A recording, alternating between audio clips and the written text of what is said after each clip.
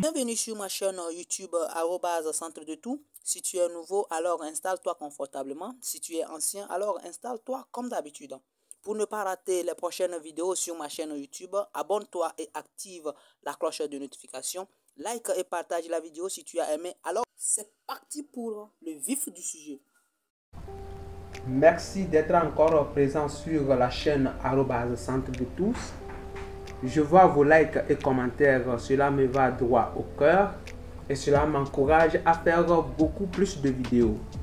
Dans la vidéo précédente où j'ai partagé avec vous le cas d'une entreprise qui est au réel avec TVA, c'est-à-dire l'entreprise qui collecte la TVA pour l'État, qui a vendu à deux autres entreprises dont l'une est au réel avec TVA et l'autre au réel sans TVA.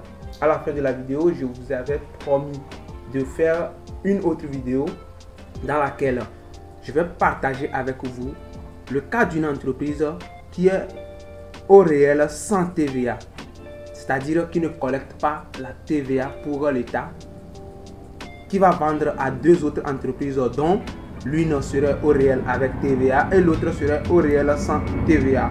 Alors si tu es là pour suivre, let's go! Cas du réel sans TVA. C'est presque le même exercice comme le précédent. Donc, l'entreprise BLB est au réel sans TVA.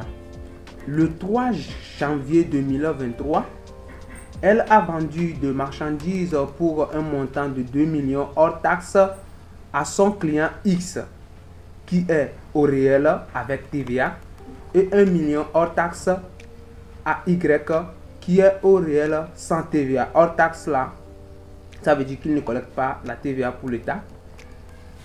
Alors, les questions posées sont: présenter la facture de l'entreprise BLB et passer les écritures de vente. Deuxième question: passer l'écriture d'achat au journal du client X. Et troisième question, qui est la dernière: passer l'écriture d'achat au journal du client Y. Let's go. Réponse. D'abord, on va présenter la facture pour l'entreprise BLB. Alors, la première question, c'est quoi? C'est la présentation de la facture. Ici, nous sommes dans l'entreprise de BLB. Il faut savoir se situer. Nous sommes dans l'entreprise de BLB. Alors, c'est BLB qui est le fournisseur qui vend. Alors, c'est lui qui doit présenter la facture. La question qu'il faut se poser premièrement: est-ce que BLB est au réel avec TVA? Non. Alors, voici la facture. Le fournisseur reste toujours en première position. BLB, NIF, s'il y a NIF, on le met. Doit, c'est une facture doit. À qui? Au client X. La date d'établissement de la facture, c'est quand? C'est le 3 janvier 2023. Référence, désignation, montant. Alors, marchandise hors taxe, c'est combien? 2 millions. Est-ce qu'il y aura TVA? Non, parce qu'il est au régime réel sans TVA. Alors, l'hors taxe devient en même temps le montant total à payer.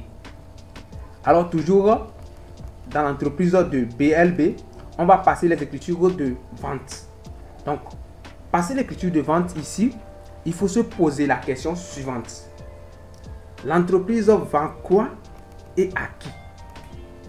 Alors, l'entreprise vend de la marchandise. Et à qui? Au client. Alors, nous avons deux éléments à mobiliser ici.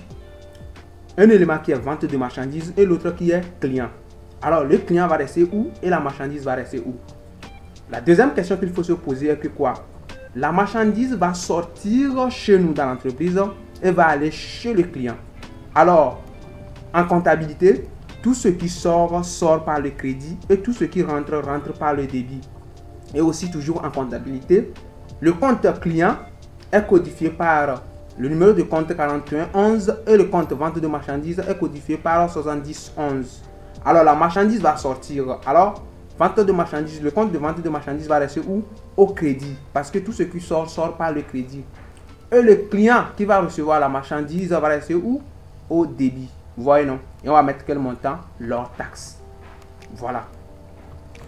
Toujours dans l'entreprise de BLB, on va présenter la facture de Y.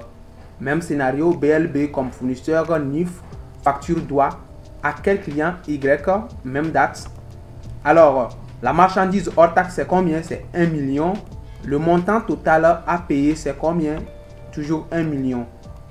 Ici, passer les écritures, c'est le même scénario que ce que nous avons fait en haut pour le cas du client X. Alors, on va débiter le compte 4111 qui est le client parce que la marchandise rentre chez le client. Et on va créditer le compte 7011 qui est quoi? Le compte de vente de marchandises.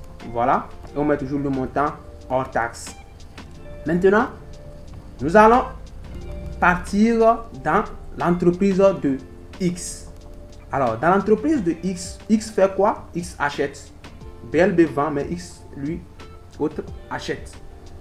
Alors, qu'est-ce qui va se passer? On sait que X est au réel avec TVA. Mais est-ce qu'il va enregistrer le compte de TVA ici? Non. Parce que BLB ne lui a pas facturé de la TVA.